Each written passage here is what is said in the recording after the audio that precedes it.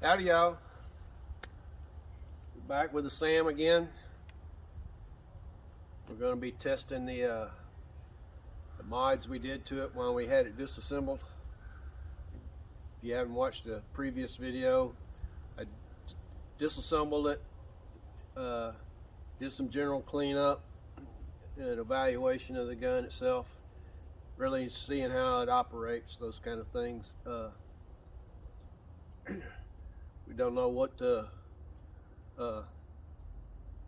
mods did, how much we changed it, so we were shooting the 14.3 JSBs at 863 average, so we'll see if we jumped up some or not.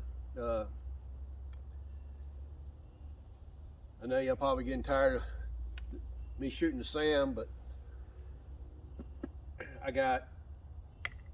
I'm going to test here what I did here, if that worked. I got one more mod I wanted to try out, but I didn't want to do too many of them at one time, just to not know what changed what. So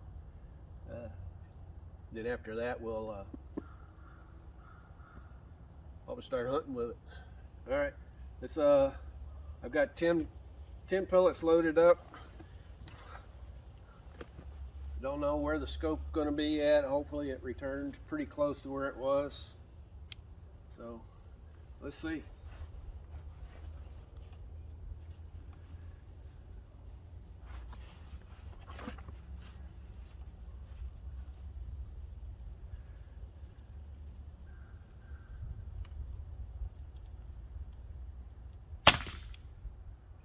Bullseye. I guess that was good.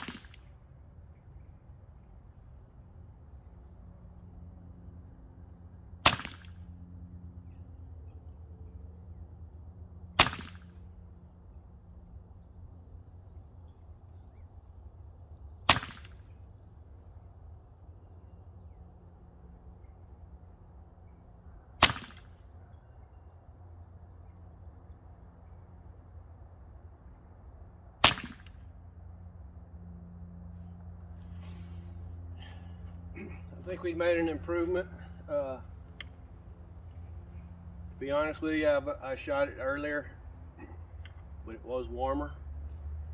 It's only about 50 degrees right now, and the last time I shot it, it was closer to 80 degrees, and we had a little bit more velocity than we have today.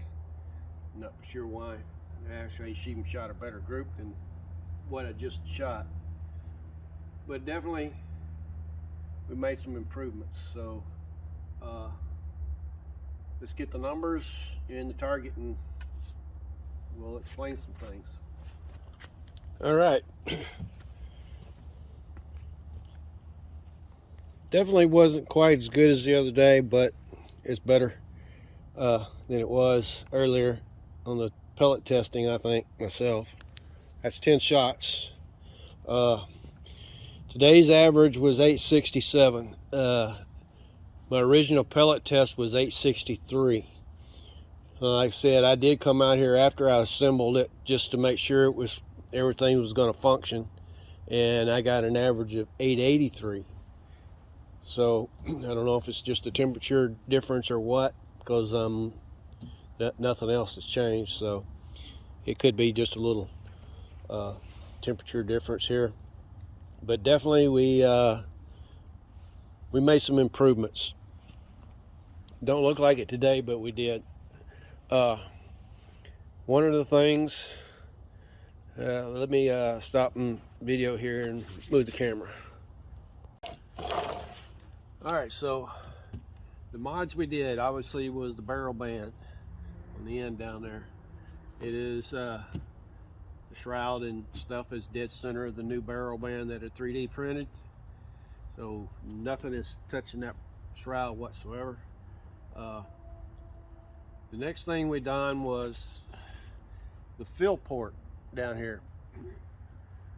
When you slide that in there, it butts right up against the regulator, and the in that fill port little block, you know, has an O-ring on each side, and then it has like what I would call screwdriver slots on each side.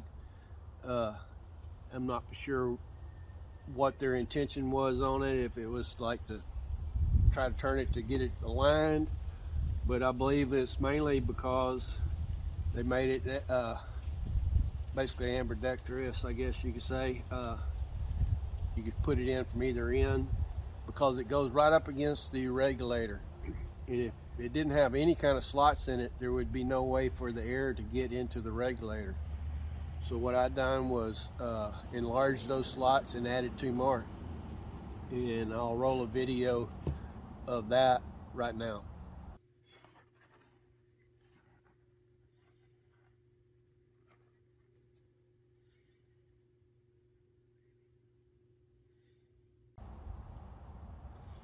All right, the next thing we done, obviously y'all seen me in the previous video. I polished up the hammer really good. Try to get down as much friction as we can. We made sure that the adjustment on the hammer tension was pretty much at its max. I don't know where it was before, but I know that if you screw it all the way this way and then go to 6 turns like the instructions say, you technically will be at the end of the threads, and I didn't want to go that far and mess up the threads, so I only went like 5.5 turns.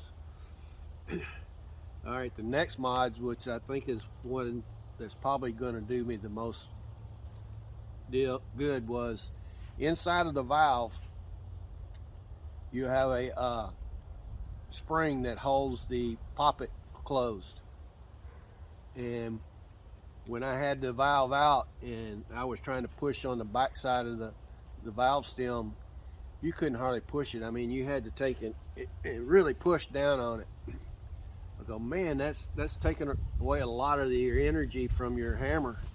So I happen to have an old Discovery valve still sitting around, an extra one, and I opened it up, and the little spring that's in here, and I can't find where the one I took out of here is. I laid it on my bench somewhere, but the difference in the springs is quite a bit. Yeah, I mean, it's the same length, same diameters.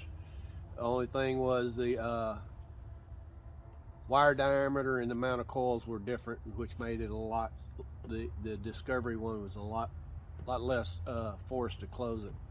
So I think that's gonna has made the most difference in it so far.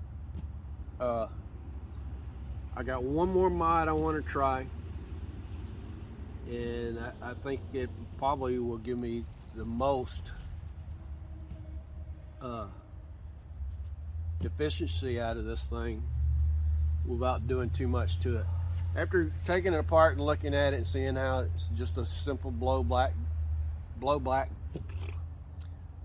design, that you can't do a whole lot to it, because then you're going to start damaging things with that bolt flying back and forth.